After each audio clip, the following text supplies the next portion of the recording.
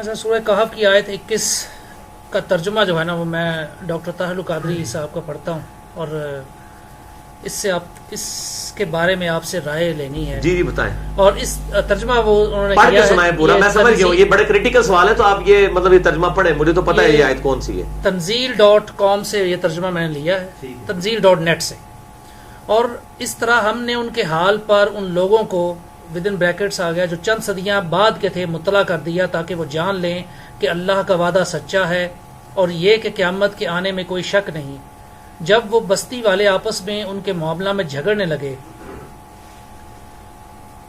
Bracket میں ہے جب اصحاب کہف وفات پا گئے، بریکٹ بند، تو انہوں نے کہا کہ ان کے غار پر ایک عمارت بطور یادگار بنا دو۔ ان کے رب کے حال سے، ان کا رب ان کے حال سے خوب واقف ہے۔ ان ایمان والوں نے، ایمان والوں جو ہیں وہ بریکٹ میں ہیں، نے کہا جنہیں ان کے معاملہ میں غلبہ حاصل تھا کہ ہم ان، یہ آگے کے دروازہ جو ہے یہ بریکٹ میں ہے، پر ضرور ایک مسجد بنائیں گے۔ آگے پھر بریکٹ میں ہے تاکہ مسلمان اس میں نماز پڑھیں اور ان کے قربت سے خصوصی برکت حاصل کریں۔ اب یہ جو ترجمہ ہے سر، یہ بہت ہی مختلف ہے باقی لوگوں سے، اور اس میں جو ڈاکٹر طاہر القادری صاحب جو بتانا چاہ رہے ہیں وہ ہمیں خوب سمجھ بھی یہ شاید آ رہا ہے، تو اس حوالے سے آپ بھی تھوڑا سا۔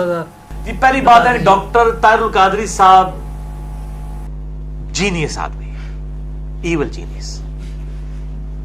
میں ان کی عزت بہت کرتا ہوں، میں نے ان سے بہت کچھ سیکھا ہے، اور باقی جو ناسبیت کے حوالے سے ان کی ایفرٹس ہیں میں ان کی قدر کرتا ہوں۔ جو عقائد میں اختلافات ہیں، یہ جو ان کے یعنی ترجمے کی خرابی ہیں نا، یہ خادم حسین رضوی صاحب نے بھی ہائی لائٹ کی ہیں، یعنی وہ اتنی خراب تھی کچھ کہ خادم صاحب کو بھی ہائی لائٹ کرنی پڑ گئی۔ وہ جو تکفیری بابا جی ہیں، المفند ہیں جو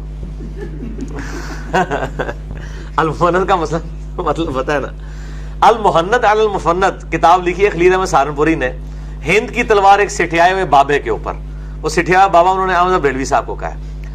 تو میری زبان سے ایک دفعہ نکل گیا المفند علی المفند، وہ کہتے ہیں اس کو نام ہی نہیں آتا، حالانکہ اس سے کئی سال پہلے المحند کا تو تعارف ہی میں نے ویڈیو پہ میں نے کروانا شروع کیا لوگوں کو، اس کلپ سے بھی کتنا عرصہ پہلے۔ یہ کلپ تو میرا 4.5-5 لاکھ لوگ دیکھ چکے ہیں، خادم حسین رضوی کو اوپن چیلنج، اس میں مجھ سے نکل گیا المفند علی المفند، تو میں نے بعد میں کہا ٹھیک نکلا ہے، ایک سٹھیا ہوا بابا دوسرے سٹھیا ہوئے بابے کے اوپر، کیونکہ اس نے بھی تو گستاخانہ عبارتوں کا غلط دفاع کیا ہے خلیل احمد سہارنپوری نے۔ بریلویوں سے پوچھیں گے وہ کہیں گے وہ سٹھیا ہوا بابا ہے، تو المحند المفند المفند المفند بھی ہے۔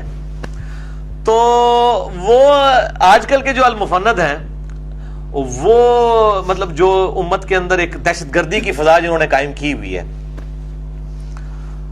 انہوں نے بھی ڈاکٹر طاہر القادری صاحب کے مطلب جو ہے نا وہ بعض چیزوں پہ گرفت کی ہے ترجمے کے اوپر۔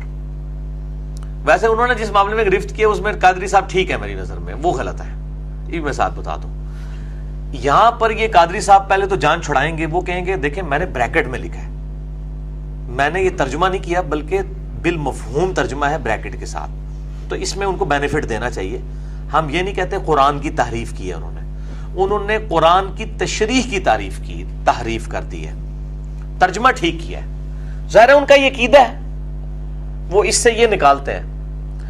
اب آپ مجھ سے یہ پوچھیں کتاب و سنت کے دلائل کی روشنی میں کیا قبروں پر مزار بنانے کے لیے سورۃ الکہف کی آیت نمبر 21، تو میں نے اس کے اوپر جب سورہ کہف میں کلاس آئی تھی تو میں نے بڑے ڈیٹیل اس آیت میں بولا تھا کہ اس آیت کو دلیل نہ پیش کریں، قرآن پاک نے اس کو انڈورس اس حوالے سے نہیں کیا۔ اللہ تعالیٰ فرماتا ہے کہ غلبہ ان لوگوں کو حاصل ہوا جنہوں نے کہا کہ ہم ان کی قبر کے اوپر مسجد بنائیں گے، تو آج بھی یار پاکستان میں غلبہ انہی لوگوں کو ہے، وہ مزارات میں مسجدیں بنا رہے ہیں، آج بھی غلبہ انہی کا ہی ہے، یہ کتاب و سنت کا غلبہ نہیں ہے، ان لوگوں کا غلبہ ہے۔ دوسری بات ہے کہ یہ پرانی شریعت کی بات ہمارے لیے کیسے حجت ہو گئی، ورنہ تو حضرت آدم کو فرشتوں نے سجدہ کیا ہے، تو کیا ہم کر سکتے ہیں نبی علیہ السلام کو سجدہ؟ نہیں۔ ابو داؤد میں حدیث ہے اگر میں سجدہ جائز سمجھتا بیویوں کہتا اپنے خامدوں کو کرو۔ اسی طریقے سے جو پرانی شریعت کے معاملات ہیں، جیسا کہ قرآن پاک میں آتا ہے کہ حضرت سلیمان علیہ السلام کے حکم سے جنات جو ہیں ان کے لیے جو ہے وہ شبیہیں بنایا کرتے تھے۔ اب اس امت کے اندر تو مطلب ہاتھ کے ساتھ ایسی تصویر جو مطلب عبادت کے لیے بنائی جائے وہ تو حرام ہی حرام ہے، بعض علماء تو دوسری کو بھی حرام کہتے ہیں، تو وہ شریعت بخاری مسلم میں حدیث ہے کہ اللہ کی لعنت ہو یہود و نصارہ پر، انہوں نے اپنے نبیوں کی قبروں کو سجدہ گاہ بنا لیا تھا. قبر کے اوپر سجدہ کرنا تو حرام ہے سب کے نزدیک. قبر کے ساتھ مسجد بنی ہوئی ہو اس کے بارے میں اختلاف ہے، لیکن احادیث کی روشنی میں سد ذریعہ کے طور پر ان سے بچنا چاہیے. ان کو انہی کا حوالہ دیں کہ علامہ آلوسی جو ہیں، جنہوں نے رول مانی تفسیر لکھی ہے، صوفی بزرگ ہیں، وہ کہتے ہیں قبروں کے اوپر جو مزارات اور مسجدیں بنائی گئی ہیں یہ مسجد درار سے بھی زیادہ خطرناک ہے جو منافقین نے مسجد بنائی تھی، سورہ توبہ میں آتا ہے. اور نبی علیہ السلام کو حکم دیا گیا تھا کہ اس کو آپ توڑوائیں اور جلوا دیا گیا تھا. وہ کہتے ہیں مزارات کے اوپر جو قبریں ہیں نا یہ مسجد درار سے زیادہ خطرناک ہے. ٹھیک ہے. اور یہ مزارات، میرا مسئلہ نمبر 27 اس پہ ریکارڈڈ ہے، رسول اللہ علیہ وسلم کی آخری وصیت ہے، میرا یعنی ریسرچ پیپر ہے. میرے نزدیک تو تعلق قادری صاحب یہ پرانی شریعت کی مثالیں دے کے اس شریعت میں اس طرح کی چیزیں انجیکٹ نہیں کروا سکتے. اس وقت اگر کسی نے کیا تو یہ کوئی شریعت انڈورس نہیں ہوئی تھی. حضرت عیسیٰ علیہ السلام کے تابعین تھے اصحاب الکہف، اور وہ 300 سال بعد اٹھائے گئے. تبا تابعین کے بھی بعد کتنے عرصے بعد لوگوں کا یہ عمل ہے. اس کو اللہ تعالیٰ نے مطلب ایک دلیل کے طور پہ نہیں پیش کیا کہ تمہیں بھی یہ کرنا چاہیے. اللہ تعالیٰ مطلب لوگوں کی یہ رائے ہوئی. ان سے پوچھیں اسی زمانے کے اندر جو ہے وہ کیا حضرت عیسیٰ علیہ السلام کے بارے میں ڈیوینٹی لوگوں نے نہیں کلیم کر دی ہوئی تھی؟ تو کیا ان کے اس عمل کو ہم حجت مان لیں گے؟